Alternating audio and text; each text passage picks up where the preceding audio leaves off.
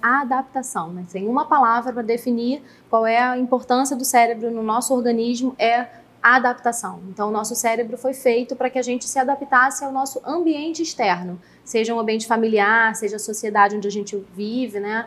Então, a gente vai ter esse órgão fazendo esse meio de campo, essa ponte entre como o nosso ambiente vai estimular o nosso organismo e como o nosso organismo vai responder a esse ambiente, seja esse ambiente como for. Então, se eu tenho um ambiente amoroso, afetivo, estimulante, meu cérebro se adaptará a isso. Se eu tenho um ambiente que tenha estímulos no sentido negativo, um ambiente violento, um ambiente com poluição, né, ou com escassez de alimento, o meu cérebro também vai se adaptar a esse ambiente. Então, e essa forma que o cérebro tem de se adaptar ao ambiente, ele consegue fazer isso através de uma propriedade que se chama neuroplasticidade. Acho que é um conceito que hoje muitas pessoas já ouviram falar, né, em como o cérebro é plástico. O que significa isso? O cérebro, para conseguir essa adaptação, ele já vem de fábrica com uma propriedade de se moldar ao ambiente, é como se ele fosse uma massinha de modelar. E a gente também sabe hoje, né, nos estudos de neurociências, que essa propriedade, a neuroplasticidade, durante a infância, ela é ainda mais forte. Então, aquele cérebro está aprendendo a funcionar e aquele cérebro está lendo aquele ambiente ao qual a criança está sujeita, né? Ou que ambiente é esse onde a criança está inserida.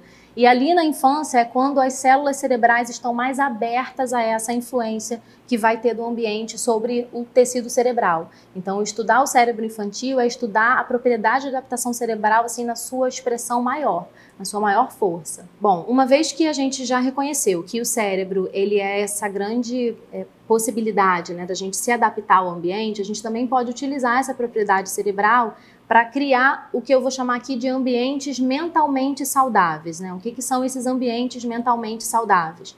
São ambientes sociais e físicos que estão ali no entorno da criança, né? A gente está pensando no desenvolvimento desse cérebro infantil. Esses ambientes, então, que sejam supridores das necessidades mais fundamentais que uma criança pode ter. Então, uma criança pequena, ela precisa de cuidados físicos e esse ambiente precisa atender esses cuidados físicos.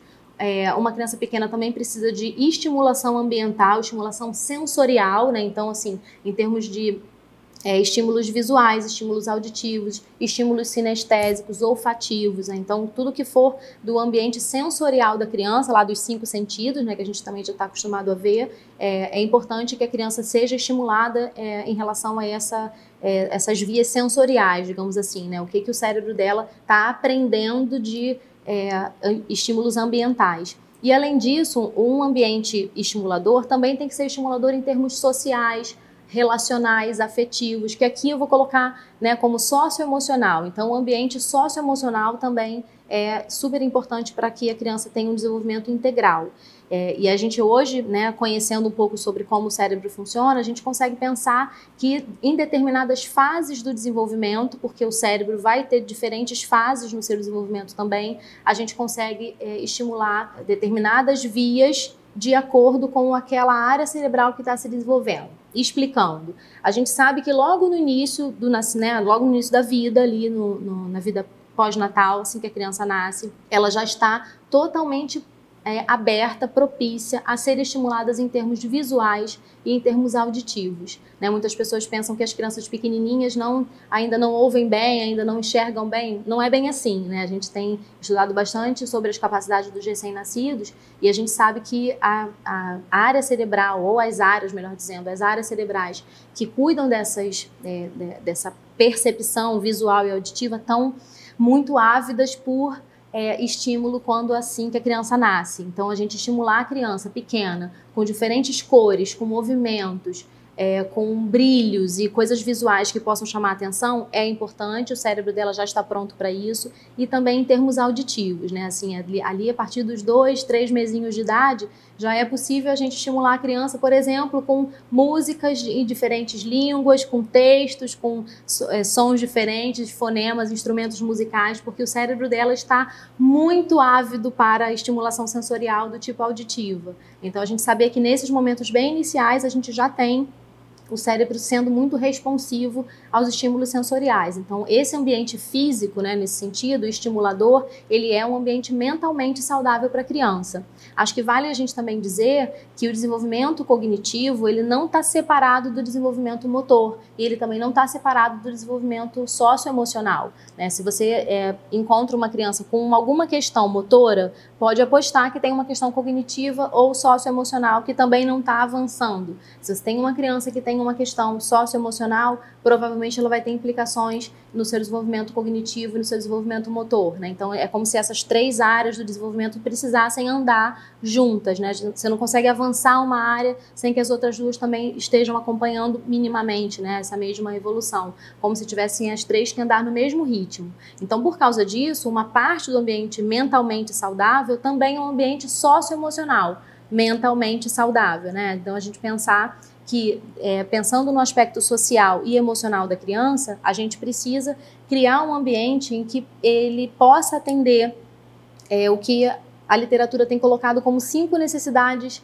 emocionais fundamentais, né? Então, assim, a gente pensa em vínculo seguro, né, que é quando a criança vai entender que aquele cuidador ou aqueles cuidadores, né, que ela tem no entorno dela são estáveis, né? Então, a estabilidade do vínculo, a confiança que a criança consegue estabelecer em que ela vai ser cuidada, né? Isso é um aspecto muito importante. Um segundo aspecto poderia ser autonomia e competência. Então, as crianças precisam ter no seio familiar possibilidade de desenvolver essa visão de que elas são autônomas. Não significa dizer que a criança tenha que ser a rainha da casa. Muitas vezes isso acontece, né? As crianças, os bebês pequenininhos já estão dominando aquele ambiente familiar. Isso não é o desenvolvimento correto da autonomia. O desenvolvimento da autonomia é a criança ser capaz de fazer coisas que dentro da idade dela sejam possíveis para ela realizar e que a família estimule isso, né? Então, esse senso de competência, né, que a criança vai conseguir dar conta de tarefas ou questões práticas pequenininhas, né, de acordo com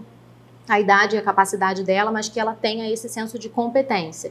E aí vem um terceiro ponto, que são os limites realistas, né? Quando eu não desenvolvo esse senso de competência, pode ser que eu esteja atravessando a ideia dos limites. Então, a gente sabe que muitos pais e mães, né, muitos cuidadores, às vezes os avós também entram nesse processo, pais que trabalham, deixam as crianças com os avós, então essa família, esses cuidadores mais estendidos, né, não necessariamente o pai e a mãe, acabam às vezes atravessando a ideia dos limites realistas quando eles deixam a criança fazer tudo o que ela quer, né? Então, o que acontece é que as pessoas, para não atravessar a necessidade de autonomia, elas erram na necessidade de limites realistas. Então, a gente quer muito que a criança seja autônoma, mas a criança não pode ser totalmente autônoma, né? A palavra autônomo vem de regra, né? Então, auto e nomos. Nomos seria norma, regra, lei. Então, é a criança se colocando como a detentora das regras e da disciplina dentro de casa. Isso não é legal para a criança. As crianças precisam ter segurança de que elas são menores que os adultos, elas são mais incapazes que os adultos, porque elas são mesmo, elas precisam dos adultos e são os adultos que têm que cuidar das crianças, e não o contrário. Quando você começa a deixar para a criança as decisões da família, e muitas vezes isso acontece, né? Quem decide as férias da família é a criança, quem decide onde a família vai jantar é a criança, quem decide o que a família vai jantar é a criança, e isso não é bom para a criança. Isso cria na criança um senso de que ela é a responsável por aquilo tudo que está acontecendo. E a criança pequena não pode ser responsável por isso, né? Então, essa seria uma terceira necessidade que precisa ser atendida no ambiente. Uma quarta necessidade é a necessidade de espontaneidade, né? Que é quando a criança vai perceber que ela pode ser ela mesma, que ela pode ter desejos, que ela pode expressar as suas necessidades, que ela pode trazer as suas questões, e que essas questões são colocadas na família de uma forma aberta, né? A criança tem abertura para trazer espontaneamente aquelas coisas que ela precisa trazer. Ela não é simplesmente uma seguidora de regras, né, de como aquela família funciona, como se ela fosse um bonequinho que tivesse que fazer tudo o que aquela família quer que ela faça, sem que ela tenha algum espaço. Acho que nesse quarto ponto, a gente consegue compreender que existe aí uma relação entre as necessidades, né? A gente pensar em autonomia, pensar em limites realistas, pensar em espontaneidade, a gente atingir um equilíbrio nisso tudo. E a quinta necessidade seria a validação da experiência emocional da criança, das necessidades dela. Então, é quando a criança consegue ter, no ambiente familiar especialmente, a percepção e a certeza de que as pessoas validam as emoções que ela sente.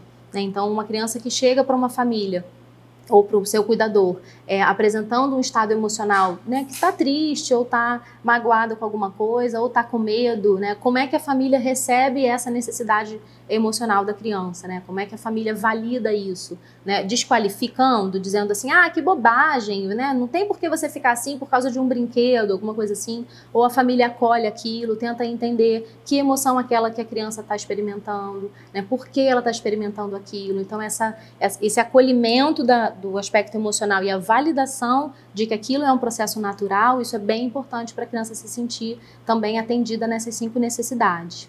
Então, a ideia é, a gente sabe que não existe uma possibilidade de ser perfeito, né, no atendimento dessas 5 necessidades emocionais. E eu costumo brincar com as mães e pais, né, com quem eu tenho contato, e assim, a gente vai errar mesmo, né? Uma ou outra coisa a gente vai deixar escapar, né? A gente não tem que ter essa pressão. Então, a Érica falou que tem 5 necessidades fundamentais, eu tenho que atender plenamente essas 5. Não é assim que funciona, né? A gente sabe que um pouco de estresse também é bom, né? As crianças também evoluem com esse estresse que tira a criança do lugar, que estimula a criança a ter resiliência, né? Então, acho que a gente não precisa ficar pensando em que a gente tem que atender plenamente, de forma perfeita, né, a essas 5 necessidades.